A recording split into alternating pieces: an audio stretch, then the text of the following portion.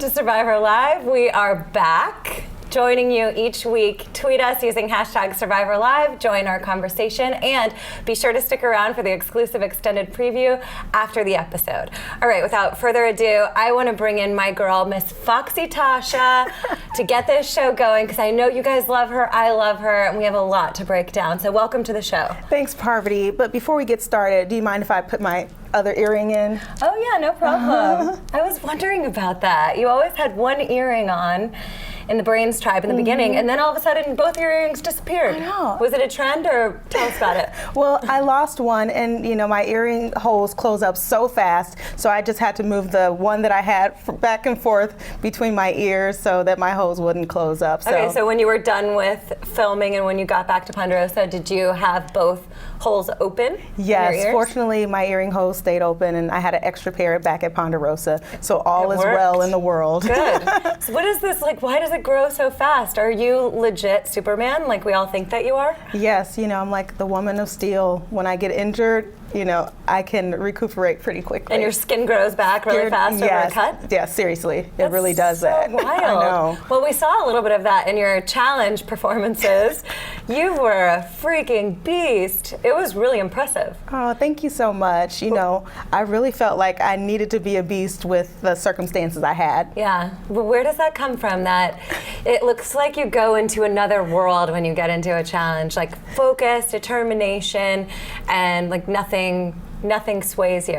Where is that from? Well, I grew up on a street with all boys, so it was either play dolls by myself or get out there, play football, baseball, basketball with the guys. So I grew up competitive, and I vow that I would never be the last person picked for a team. So.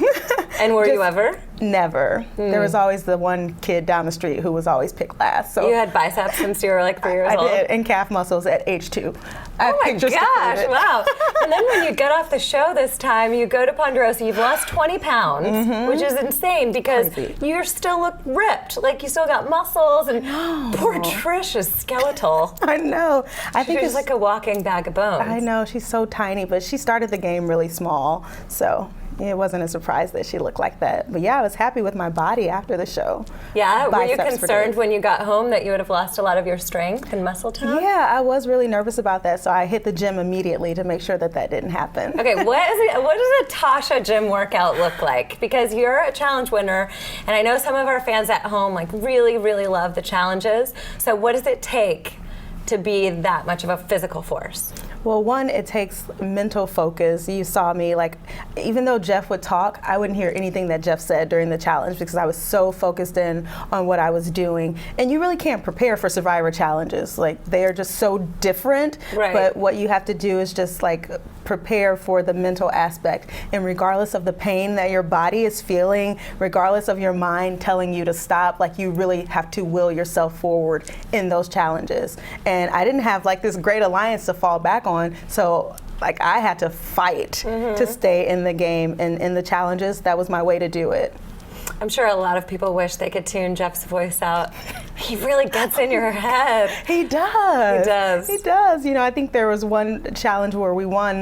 We were rowing the boats, and he's like, "Oh, Tasha missed the crates. This could cost them the game." And I'm like, "Jeff, thanks, Jeff." You're like, I already knew that I'm sucking. Exactly. So thanks for that. Thanks, Jeff. Yeah, because it makes it more. I don't know about you, but for me, it made it more challenging. If I was already sort of losing motivation, losing steam, and running out of energy, if Jeff says one thing like, "Parvati is way out of this challenge," I'd be like, well, I might as well just stop. Exactly. Or, the opposite, like it kind of worked to my advantage sometimes because he would say, "Tasha's focused and she hasn't moved 1 inch." So then that may, send a signal to the other players like, man, if she's that focused and she hasn't moved and I'm about to give up, it kind of worked in my favor sometimes too. So thanks, Jeff. Well, it did, I know, and it looked like Jeff was kind of on your team. I know. He was motivating you. I think Jeff liked me. I think he liked you too.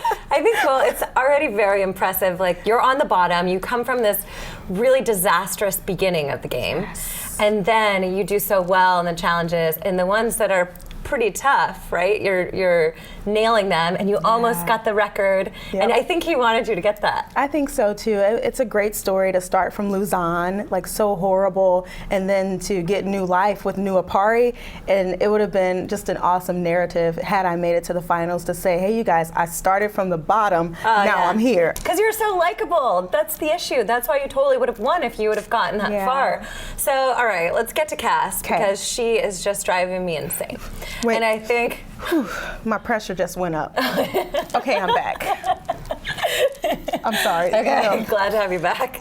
That was a little touch and go there for a moment. I'll call her she who shall not be named. Okay, from now on. When you say Cass, that just triggers. I know, it's just like a little knee-jerk reaction. But I'm good now. I'm back. Okay, glad you don't have any sharp objects around you. Be concerned for my safety. So she's playing such a crazy game. Like, she was with you guys at first. Looks like your brains are finally getting it together once you have this swap. And then all of a sudden she thinks that she's out of the alliance? For what reason? Will you shed some insight on that? Girl, and like for real, I was sad to death when Cass flipped. I wanted to go to the end with her. She was like my person, I felt. We had some long fireside chats at Luzon, and I felt like, okay, we shared a lot about our families and our backgrounds, and I really liked her. And so, I really liked her, especially when she came with Jatia and I to vote off Garrett. Like, from that point on, I'm like, okay, you're my girl. And so when she flipped, it really hurt me. And I was trying to understand, why would she throw away $1 million? Because, she would have been a formidable threat at the end, too. Because had we made it to the end, we would have had similar stories from Luzon, terrible Luzon. And so, I know she said that she felt like she was on the bottom of the alliance, which I don't think is true. We talked every day about strategy, her, Spencer, and I, and we had our plans to move forward with the 6.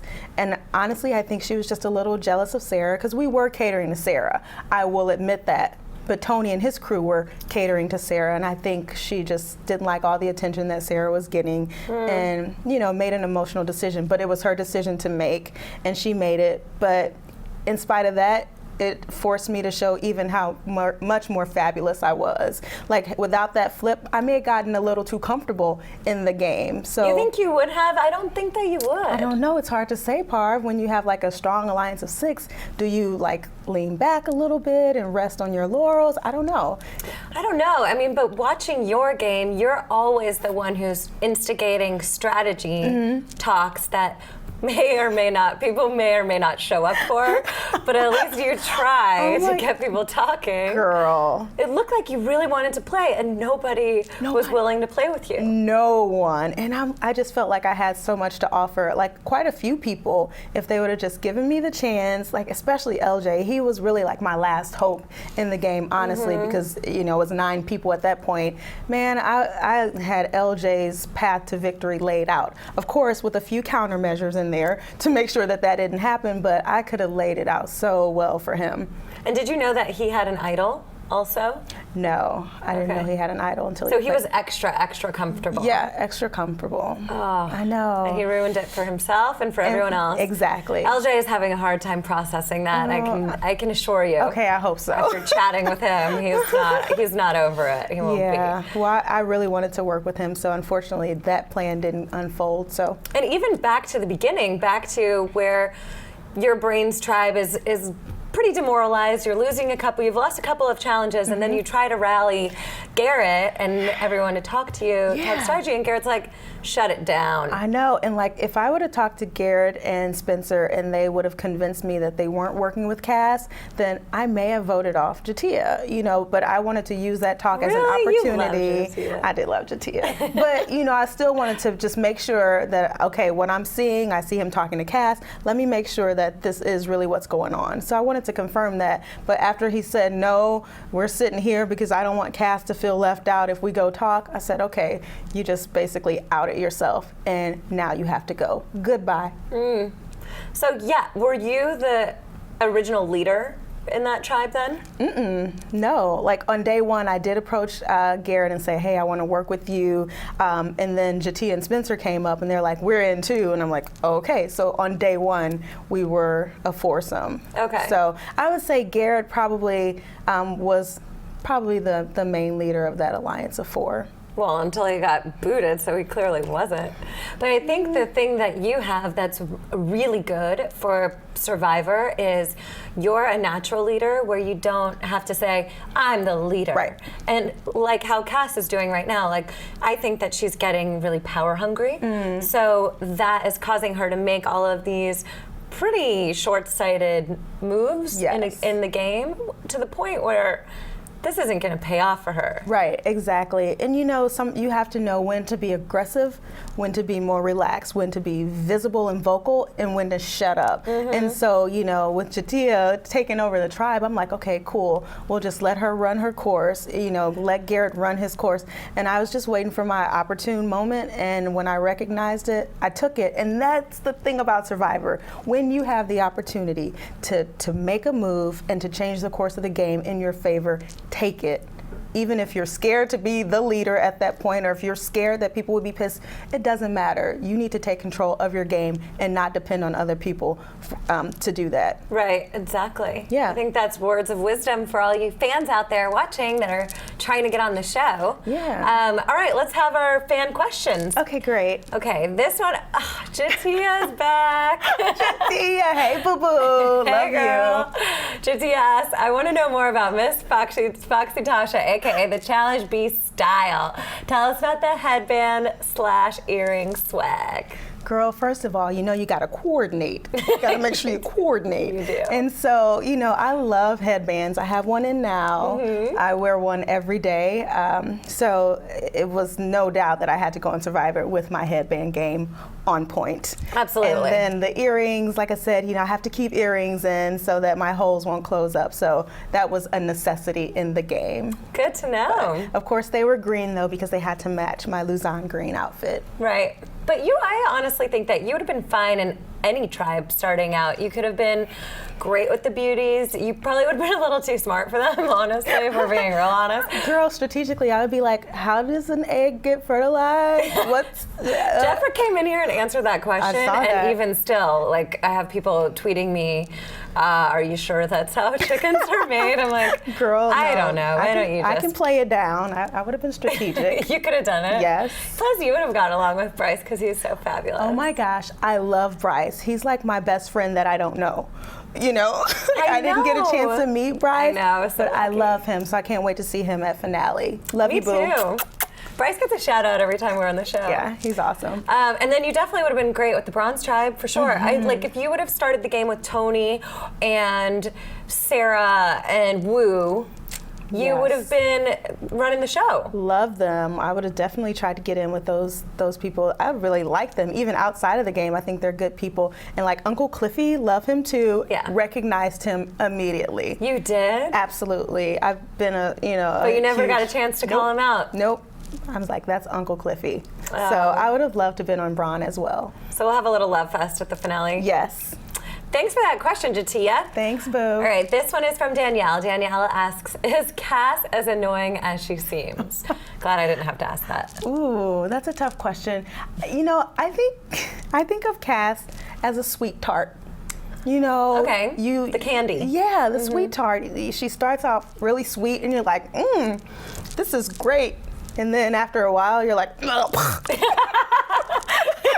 I mean, like, I loved Cass at the beginning, but then after the flip, I felt like she was a little bit of an antagonist and a little mean to people. So, you know, she turned sour on me. Yeah, like, where does that come from? Is she now feeling comfortable because she's on the right side of the numbers for once? Is she like drunk off her power because she thinks it's her move? Like, where is that coming from? I don't know. I think she's really feeling good about herself right now and where she is, and maybe rightfully so. She's with Tony and five other people. She's acting so smug, though. I mean, this past conversation where she's like, I heard Tony, he called me this and he called me that, and it's not even true. And you were egging that on, too. Girl, you know, at this point, I was like willing to do whatever I needed to do to wreak havoc. I didn't know what Tony said. I don't even know if I heard Cass's name, but I was like, girl, did you hear that?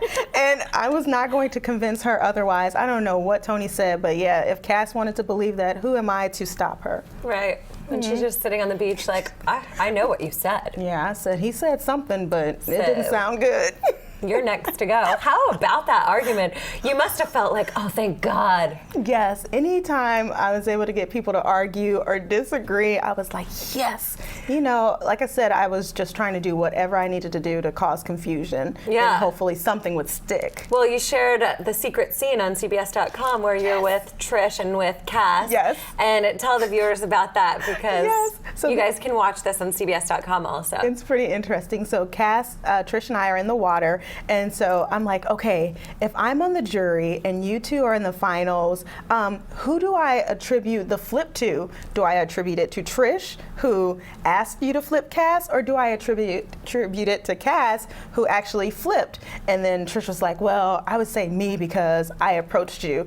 And then Cass was like, well, I'm the one that made the decision. And then they started going back and forth, and I'm like, yes. And then I like tiptoe away while they're still arguing, and I'm like, okay, good. That's the way to do it. Girl. That's the way to play. I know. You keep your hands clean. Keep them clean. So that when you get to the end, you win. Hands Yes. down. Everyone loves you. Girl. And nobody knows that you were the one that started that mess, but I guess it didn't really work. Do you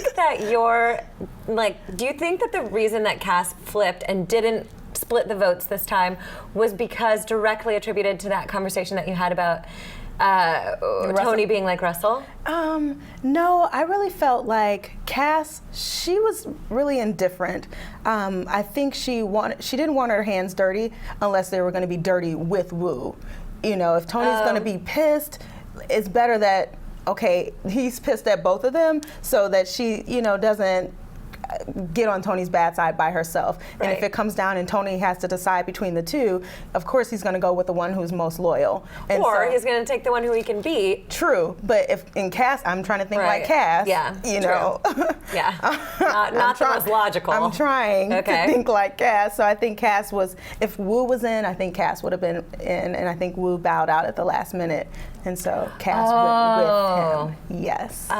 Bummer. It was really heartbreaking to see you go. I know, but I didn't put a lot of stock in Wu and Cass, so you didn't. It was just one of those Hail Marys. Was there anything else that you could have done? I mean, to me, it looked like you fought so hard and gave everything you had. Yeah, and I've asked myself that over and over again, what else could I have done? Given the circumstances and the people that were left in the game, I don't think that there was anything else I could have done. And I think Jeffrey mentioned last week they kept saying, I just want to make it to the family visit. I just want to make it to the family visit. And I really felt like Tony was able to control a lot of those people because they just wanted to make it to the family visit. Yeah, that's what Jeffrey said.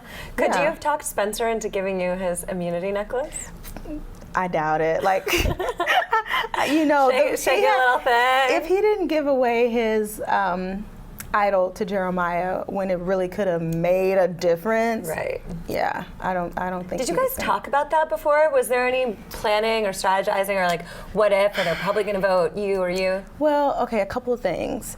If Spencer would have told me that he had the idol, I would have advised that he tell Jeffra.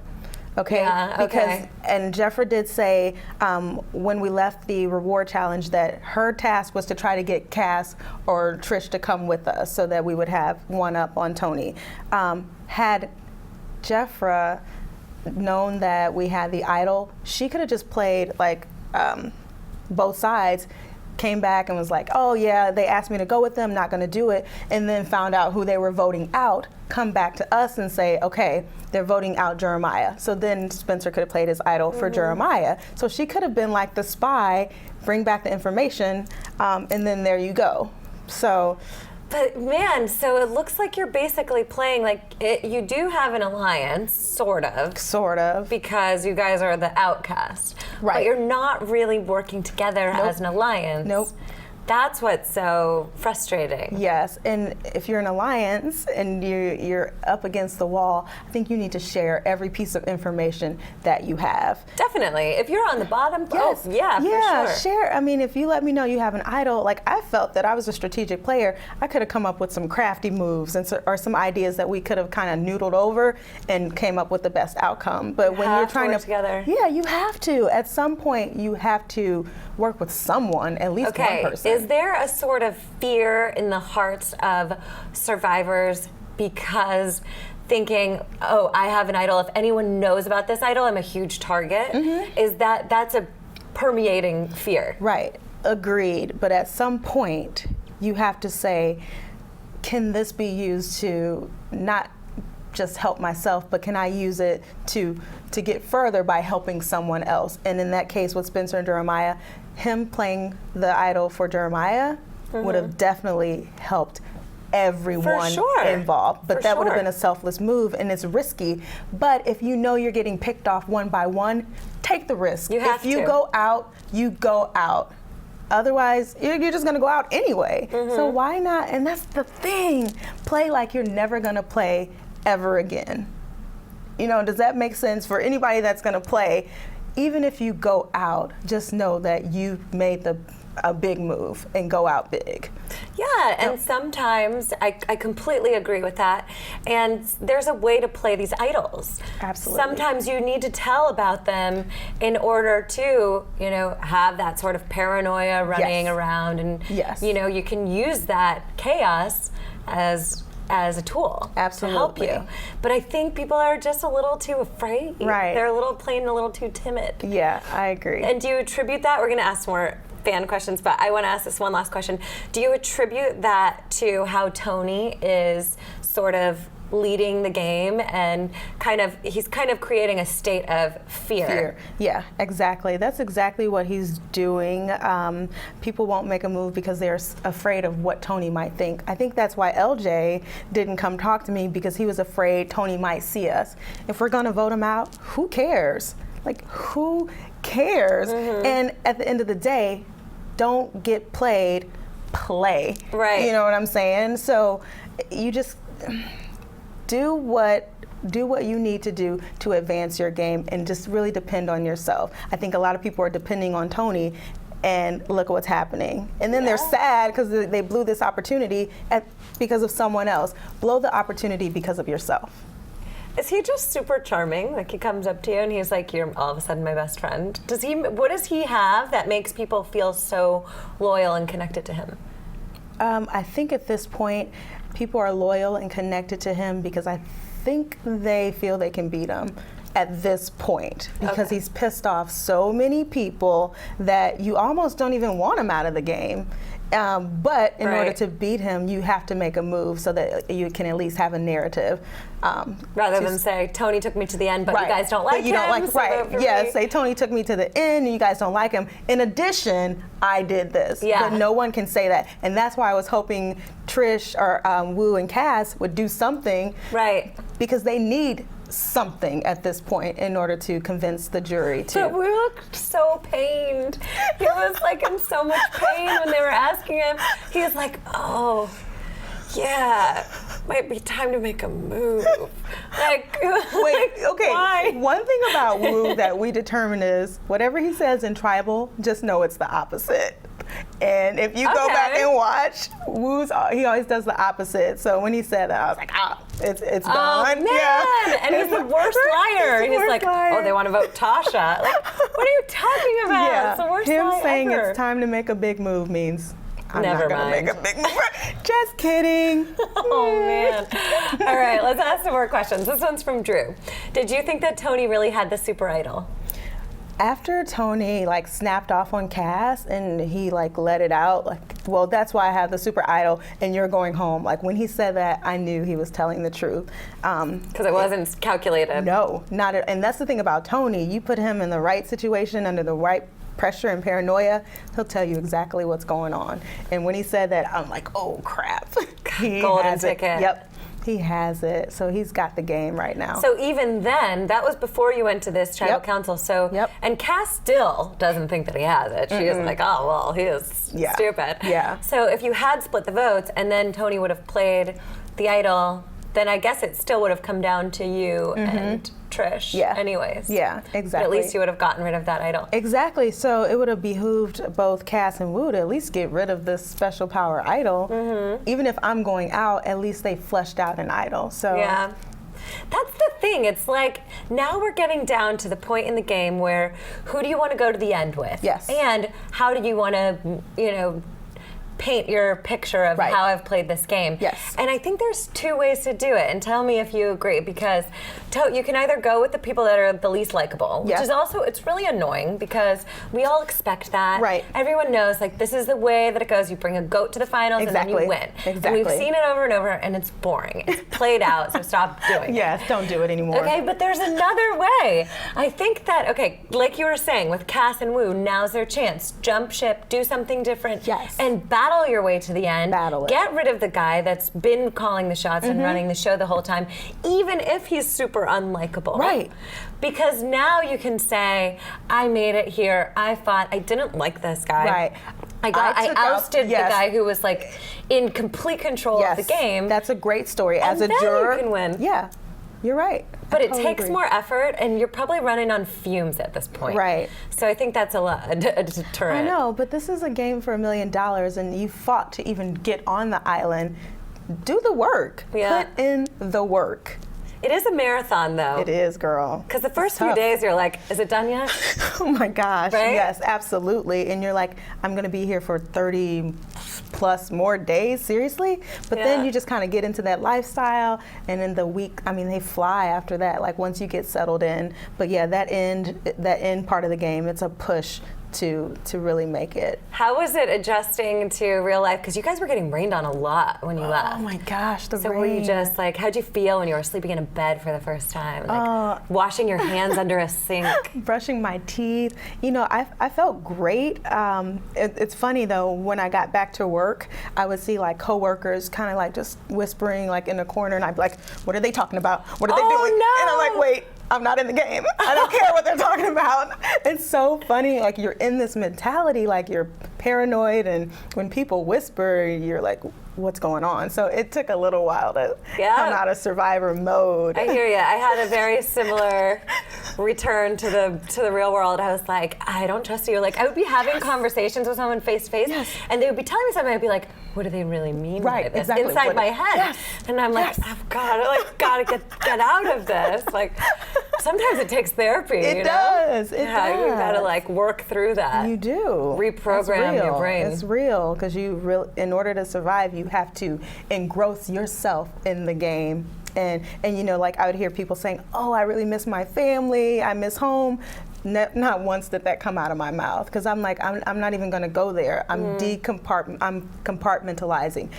I'm here for 39 days. That's all I see. Even the family visits, that would have been great, but that's not why I'm here. I'll see them in a couple of weeks, you know? Right. So it's just like, I was so into the game. Like I couldn't even eat. That's how engrossed in the game. I didn't sleep. I'm up thinking like, okay, based on this, what am I going to do? I was constantly thinking and focusing and analyzing and trying to make something out of nothing, basically. Yeah, oh my God, you hung in for dear life for such a long time. I was all I had, so. We're all gonna miss you so much. Thanks, Queen P. All right, this is our last question. This one is from Matt. A lot of fans are sad to see Tasha go. They're your friends too. I love you guys. Thank you so much. Would she consider playing again for an All-Star season? I want to know that. Absolutely not. I'm done with Survivor. Shut it. I'm just kidding. I didn't buy that for a second. Jeff, call me. I Absolutely. would love to see you play again. Would you? Yeah, I think would you'd love be to play great. with you. If you had an alliance of just 2 other people. Oh my gosh. It. If you give me a Trish and a Wu to play their roles, like they play their roles for Tony, I would so kill it. You would I would kill crush it. it. You could win. You Yeah. have winner written all over you. Thanks, girl. Touch me. Let me get some of this Parvati juju. There you go, Thanks, baby. bro. I have something else for you before you do? go. This is from our CBS store. And in honor of Jatia dumping your rice out at the beginning of the game, we have a rice bowl for you. Oh, awesome. With a handy spoon so you can never lose it. This is so great. I love it. I'm sure you're sick of rice. So you can put whatever you want in that Okay, thing. sounds great. Thanks so much, Parv. And I love you, by the way. You're one of my Survivor idols. I love you seriously. too. You're one of my Survivor idols. Oh, thank you. Yeah, it's been really fun watching you play this season. Thank I'm you. so sorry it worked out for you this way because I had really high hopes. Thank you. I was upset last night. Me too. But thank you so much for joining us. Thank you. And until Breaking next it down. time. Until next time. We'll catch you guys next time. Check this exclusive extended preview out right now. Bye. I did consider blindsiding Tony, but it's a move that I decided not to make because honestly, I feel like sitting next to Tony at the end of the game, top 3 would be a lovely thing since we started this game together. So I need him to see me as someone that wouldn't backstab him, someone who would be loyal to him to the end. So I decided to fill him in on what went down with the reward. Spencer was like, we're gonna vote for you. That was his game plan, which Cass was in on. Wow, man. She even told me, hey, I think it'd be better if we went top 3 being me, Cass, and Spencer. Tell me about it. It was good that you came to me because that just shows your integrity, you know, your loyalty. Wu has been with me since the beginning. He's proven his trust and his loyalty to me throughout. The kid is genuine, and it just tears me apart that I'm gonna have to eventually blindside him. You don't want to take someone like Wu to the end because he might have a shot of getting a few votes. He might get a lot of votes, and that's not good for business. But I'm just thinking about my family. My wife told me, Tony, when you go out there, don't do anything stupid. Try to win the game. Taking Wu to the end is stupid. I'm gonna listen to my wife on this one.